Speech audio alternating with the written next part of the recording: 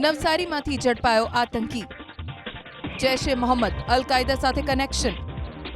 ગુજરાત એટીએસે નવસારીથી દબોચી લીધો આતંકી. નવસારીના 4 પુલ વિસ્તારમાંથી ગુજરાત એટીએસે ફૈઝાન શેખ નામના આતંકીની ધરપકડ કરી. મૂળ યુપીના રામપુરમાં રહેતો આતંકી ફૈઝાન શેખ નવસારીમાં ટેલરિંગનું કામ કરતો. ગુજરાત એટીએસે 25 જાન્યુઆરીએ ફૈઝાન શેખની ધરપકડ કરી તેની પૂછપરછ હાથ ધરી.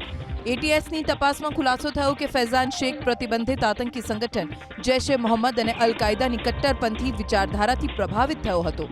ઓનલાઈન માધ્યમો અને અન્ય રીતે આતંકી પ્રવૃત્તિ સાથે પ્રભાવિત થયા બાદ તેણે સમાજમાં ભય ફેલાવવાના અને અરાજકતા ઊભી કરવાના હેતુથી ચોક્કસ જૂથની વ્યક્તિઓને ટાર્ગેટ બનાવી હતી.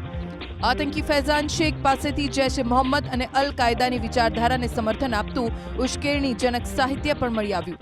ટાર્ગેટ કરાયેલા વ્યક્તિઓની હત્યા કરવા માટે ગેરકાયદે રીતે હથિયાર અને વિસ્ફોટકો પણ મેળવ્યા હતા. આતંકી પાસેથી એક પિસ્તોલ અને 6 જીવતા કારતૂસ જપ્ત કરવામાં આવ્યા. આ જ હથિયારો અને વિસ્ફોટકોથી તે રાજ્યના સંવેદનશીલ સ્થળોએ હુમલો કરવાની ફિરાકમાં હોવાની પણ ગુજરાત એટીએસને આશંકા છે. નકલી આઈડીનો ઉપયોગ કરીને આતંકી પાકિસ્તાની આતંકી મૌલાના મસૂદ અઝહર અને અબ્દુલ અસગરના વિડીયો જોતો. એટલું જ નહીં, આતંકી મોહમ્મદ અબુ બકર સાથે પણ સંકળાયેલો છે.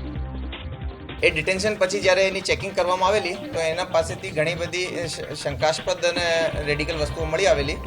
સૌથી પહેલાં એની પાસેથી એના કબજેથી એક પિસ્ટલ અને 6 જીવતા રાઉન્ડ મળી આવેલા. જ્યારે એનો ફોન ચેક કરવામાં આવેલ તો આ એલ ફૈઝાન ગાજા અને એક બીજી પણ ઇન્સ્ટા આઈડી ચલાવતો હતો.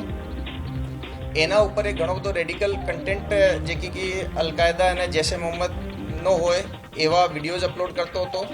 સાથે સાથે એની જાણ મુજબ જે પેગમ્બર વિરુદ્ધ બોલતા હોય એવા લોકોના ટાર્ગેટના નેમ્સ અને ફોટોગ્રાફ્સ વગેરે પણ અને એના વિરુદ્ધ આના જે વિચાર છે, જે એના મારવાની એની પ્લાનિંગ છે એ બાબતમાં પણ આ લખતો હતો.